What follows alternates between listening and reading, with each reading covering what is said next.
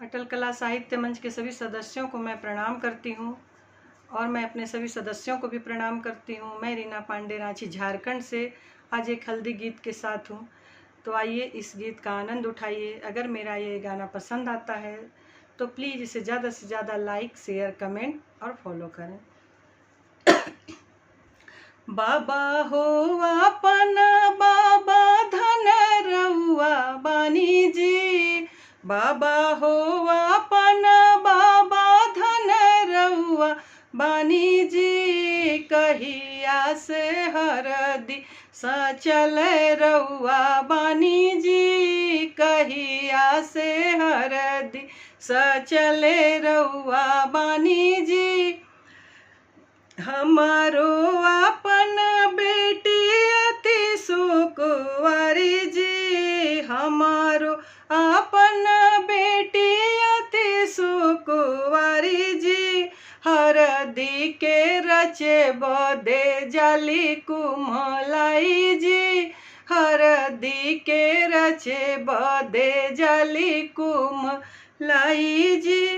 पनावा ऐसन बेटी पातर बड़ी जी, पनावा ऐसन बेटी पातर बड़ी जी, फुलवा ऐसन बेटी अति सुकुंवारी जी, फुलवा ऐसन बेटी अति सुकुंवारी जी।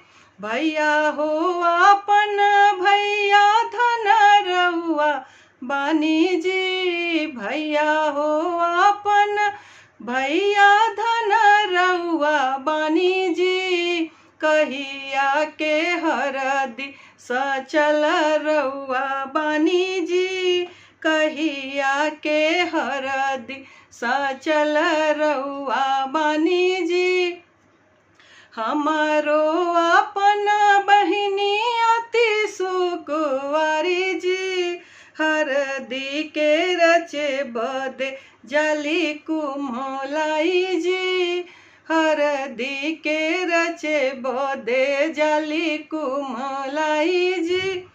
हमारो अपन बहिनी अति सुकुंवारी जी, हरदी के रचे बदे जाली कुमलाई जी, हरदी के रचे बदे जाली कुमलाई जी।